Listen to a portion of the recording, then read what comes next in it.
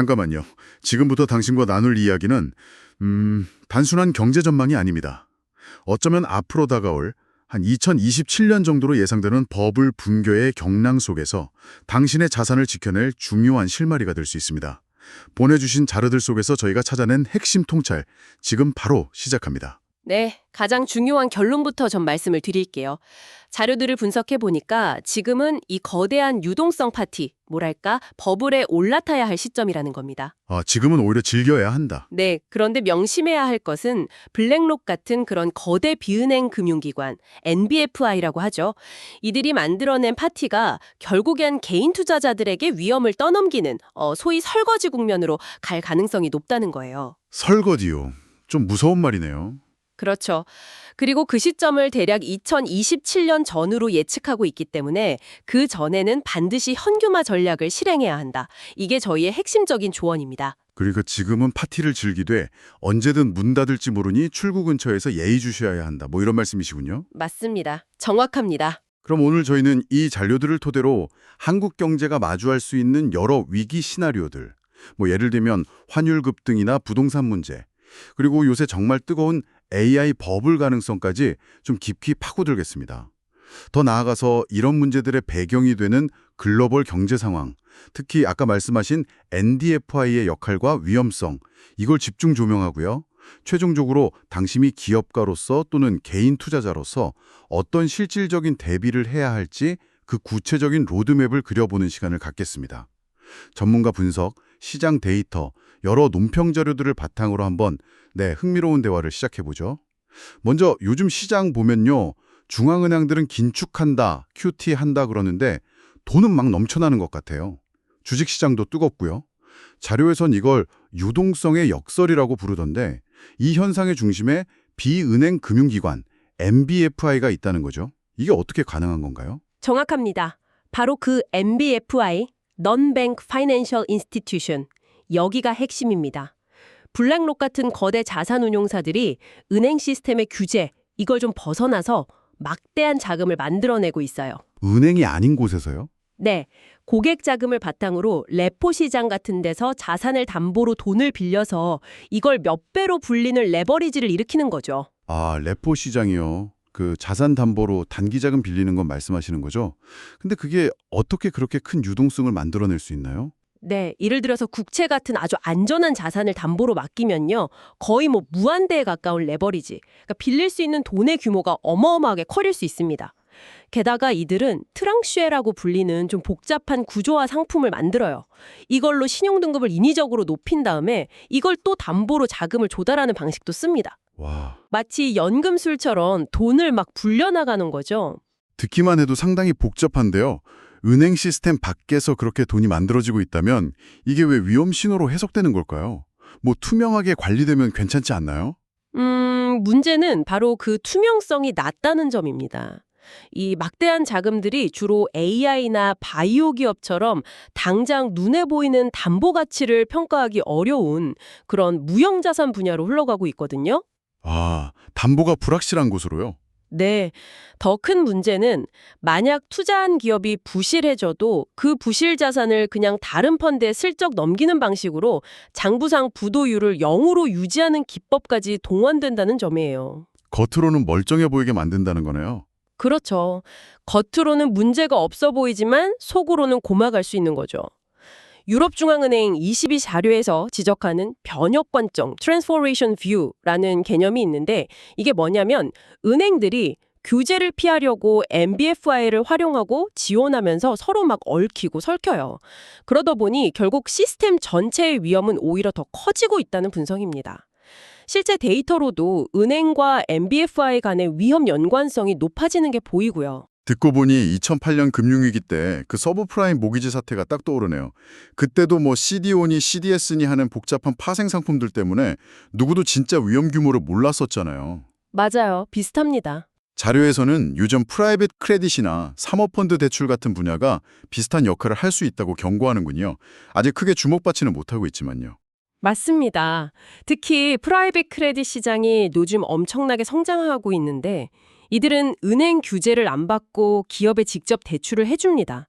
하지만 중요한 건 이들 역시 자금을 조달할 때는 은행의 신용 공여, 그러니까 유사시에 돈을 빌려주겠다는 약속에 크게 의존한다는 점이에요. 아, 결국 은행이랑 연결은 되어 있군요. 네.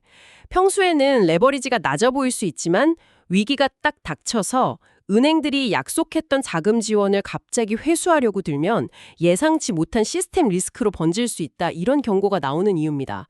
겉보기와는 다를 수 있다는 거죠. NBFI 문제 외에도 AI 버블 가능성에 대한 경고도 계속 나오고 있어요. 기술 자체는 정말 혁신적인데 이게 곧바로 경제적 성공으로 이어진다는 보장은 없으니까요. 뭐랄까, 닷컴 버블 때처럼요. 그렇죠. 현재 AI 산업의 돈 버는 구조를 한번 보세요. 엔비디아 같은 GPU 칩 만드는 회사나 구글, 마이크로소프트 같은 클라우드 서비스 기업들은 확실히 돈을 벌고 있습니다. 이건 맞아요. 하지만 정작 최종 AI 서비스를 개발하는 오픈 AI 같은 회사들은 아직 명확한 수익 모델이 없어요. 그냥 엄청난 투자금에 의존하고 있죠. 그러니까 장비 파는 곳은 돈을 버는데 그걸로 서비스 하려는 곳은 아직. 네. 이게 딱 닷컴 버블 때 인터넷망 장비를 독점 공급했던 시스코는 돈을 벌었지만 정작 그 비싼 장비를 사들여서 사업하던 수많은 닷컴 기업들은 투자금만 태우다가 사라진 것과 비슷하다, 이런 지적이 나오는 겁니다. 특히 자료에서 지적하는 그 순환 투자 구조가 상당히 흥미롭던데요. 예를 들면 엔비디아가 오픈 AI에 투자하고 오픈 AI는 그 투자금으로 오라클 같은 클라우드 기업의 데이터 센터를 이용한다, 이런 식이라는 거죠. 이게 왜 문제가 되는 건가요? 네. 한 자료에서는 이걸 아주 재밌게 표현했어요. 연장 콘센트를 자기 자신에게 꼽는 격이다. 재밌는 비유네요. 그쵸. 실제 최종 소비자의 수요가 얼마나 될지 불확실한 상태에서 빅테크 기업들끼리 서로 투자하고 그 돈으로 서로의 서비스를 이용하는 방식, 그러니까 자금이 내부에서만 뱅뱅 도는 것은 건강한 신호가 아니라는 거죠. 실제 현금 흐름이 없는 약간은 허상 같은 투자일 수 있다. 네, 실제 현금 흐름이 뒷받침되지 않는 투자는 버블의 전형적인 특징일 수 있습니다. 월가에서도 계속 묻는 거예요.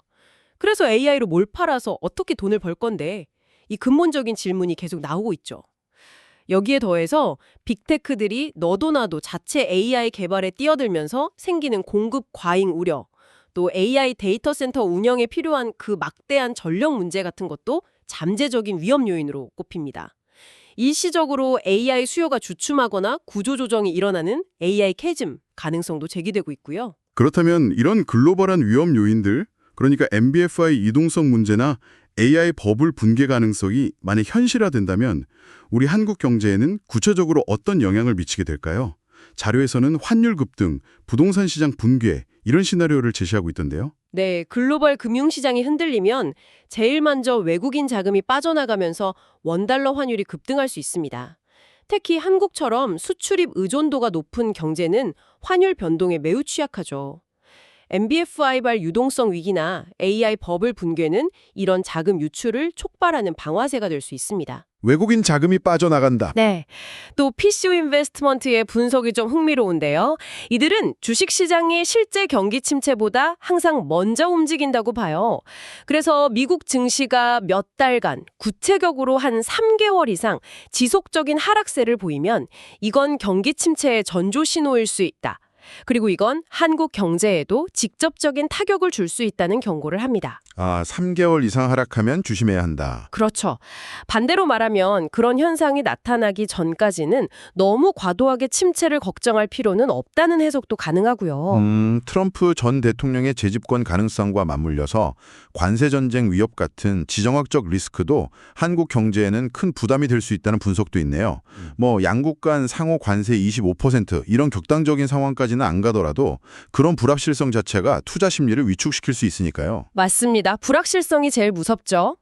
최근에 외국인 투자자들이 한국 금융시장에서 다소 이탈하는 듯한 움직임을 보이는 것도 일각에서는 정부의 금융권 개입, 그러니까 소위 관치금융에 대한 우려 때문에 아닌지 살펴보는 시각도 있더라고요. 네, 그런 분석도 있습니다.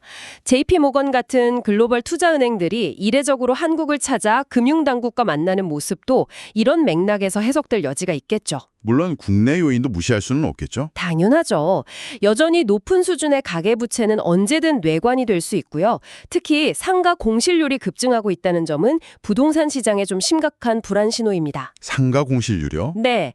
심지어 그래서 안정적이라고 여겨졌던 세종시마저 상가 공실 문제가 심각하다는 보도는 상당히 충격적이에요. 그리고 구조적으로는 한국 경제의 잠재 성장률 자체가 계속 낮아지고 있고 고령화 문제도 심각하죠. 이건 뭐 어제 오늘 얘기는 아니지만요. 그렇죠. 여기에 석유화학 같은 과거의 주력 산업들이 중국의 자금률 상승 같은 걸로 어려움을 겪으면서 위기가 현실화되고 있습니다. NCC 같은 핵심 설비 가동률이 떨어지고 적자가 누적되면서 구조조정 압력이 커지고 있고요. 관련 대기업들의 자금 조달에도 빨간불이 켜졌다는 소식도 들리고요. 아, 상황이 정말 복합적이네요. 자, 그래서 자료들이 공통적으로 경고하는 지점으로 다시 돌아오겠네요.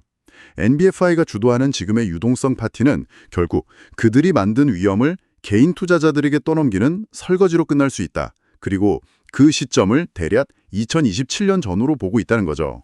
네, 그렇습니다.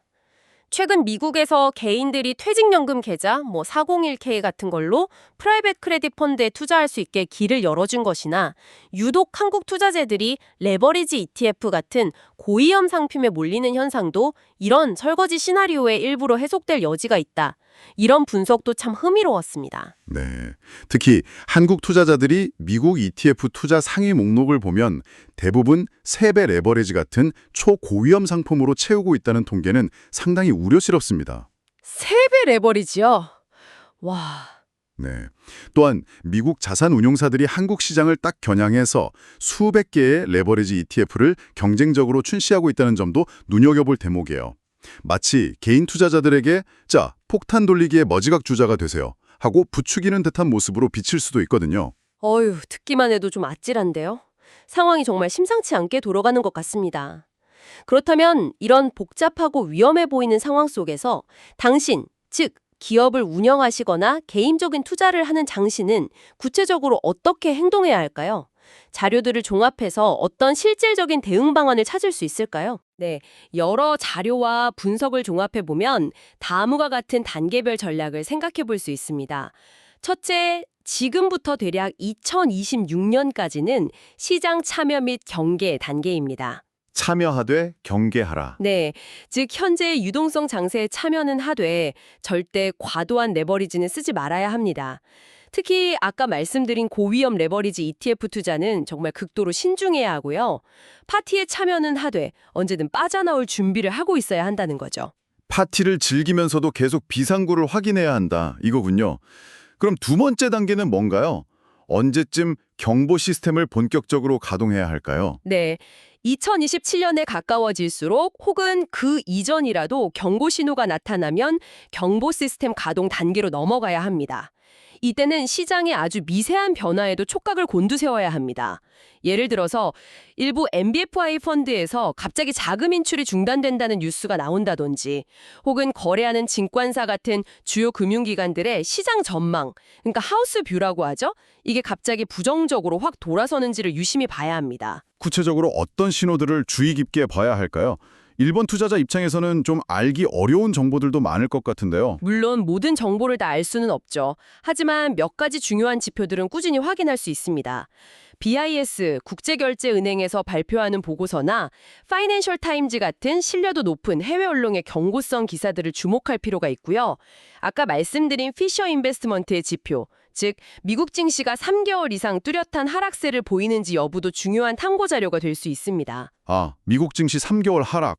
네, 좀 더 실질적으로는 당신이 거래하는 은행이나 증권사의 재무 건전성 지표를 정기적으로 확인하는 습관을 들이는 것이 좋습니다.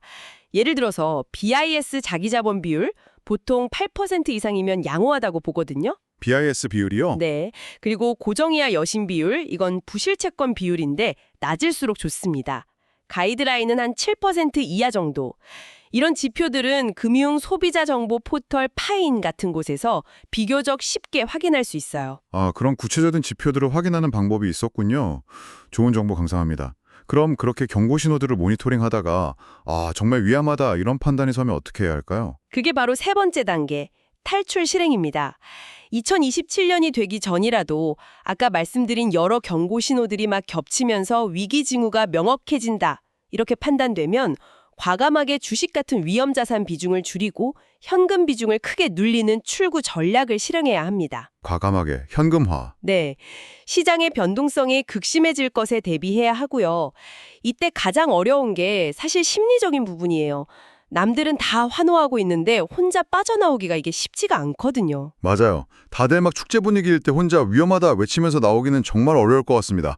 그럼 마지막 단계는 무엇인가요? 위기가 지나간 후에는 어떻게 해야 하죠? 네 번째 단계는 기회모색입니다. 위기는 항상 고통스럽지만 역설적으로 새로운 기회를 만들어내기도 합니다. 시장이 폭락하고 공포가 극에 달했을 때 오히려 재무적으로 건전하고 경쟁력 있는 기업들의 자산을 아주 싼 가격에 매수할 기회가 올 수 있습니다. 위기 속의 기회군요. 그렇죠. 중요한 것은 진짜 살아남아서 위기 이후에 더 강해질 기업, 즉 진짜 생존 기업을 가려내는 안목이겠죠? 결국 다가오는 파도에 휩쓸려 갈 것이냐, 아니면 그 파도를 미리 읽고 준비해서 오히려 기회로 삼을 것이냐의 문제네요. 중요한 건 위기가 온다, 안 온다 이렇게 예측하는 것 자체가 아니라 올 수 있는 여러 시나리오를 이해하고 미리 대비하는 자세다, 이런 말씀으로 들립니다. 정확히 보셨습니다. 위기의 정확한 시점이나 형태를 예측하는 것은 거의 불가능에 가깝습니다. 그건 신의 영역이죠. 하지만 다양한 가능성을 열어두고 각 상황에 맞는 대응 계획을 미리 세워두는 것은 충분히 가능하고 또 반드시 필요합니다. 특히 지금처럼 불확실성이 높은 시기에는 더욱 그렇습니다. 오늘 저희는 당신이 보내주신 자료들을 바탕으로 현재 글로벌 유동성 상황의 이면을 들여다보고 NBFI의 숨겨진 역할과 위험성, 또 AI 버블 가능성 등을 심층적으로 분석했습니다. 그리고 이러한 요인들이 한국 경제에 미칠 수 있는 영향과 특히 2027년 전후로 예상되는 설거지 시나리오에 대비하기 위한 구체적인 4단계 전략까지 함께 논의해봤습니다. 오늘 나눈 이야기의 핵심을 다시 한번 강조하자면 이렇습니다. 지금은 유동성 버블이라는 파도에 올라타되 냉철하게 상황을 주시하며 2027년 또는 그 이전이라도 위험 신호가 커지면 과감한 현금화를 통해 NBFI가 설계했을지도 모르는 설거지 계획에서 현명하게 탈출해야 한다. 마지막으로 한 가지 더 덧붙이고 싶은 점이 있습니다. NBFI를 중심으로 금융 시스템이 점점 더 복잡해지고 불투명해지면서 과거 금융위기 때 유용했던 전통적인 위험 지표들이 더 이상 제대로 작동하지 않을 수 있다는 점입니다. 과거 지표가 안 맞을 수도 있다. 네. 은행 중심의 분석 틀만으로는 현재의 위험을 놓칠 수 있다는 거죠. 또한 인간의 그 심리적 약점도 간과해서는 안 됩니다. 모두가 탐욕에 눈이 멀어서 열광하는 상승장 막바지에 위험 신호를 감지하더라도 실제 행동으로 옮기기는 정말 극도로 어렵습니다.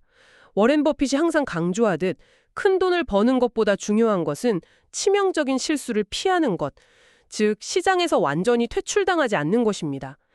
단순히 정보를 아는 것을 넘어서 그것을 바탕으로 냉철하게 판단하고 과감하게 실행하는 능력이 그 어느 때보다 중요해질 것입니다. 네, 오늘 저희의 심층 분석이 다가올 미래를 대비하고 당신의 소중한 자산을 지키는데 실질적인 도움이 되었기를 진심으로 바랍니다. 항상 깨어있는 눈으로 시장의 변화를 읽고 현명한 의사결정을 내리시길 응원하겠습니다.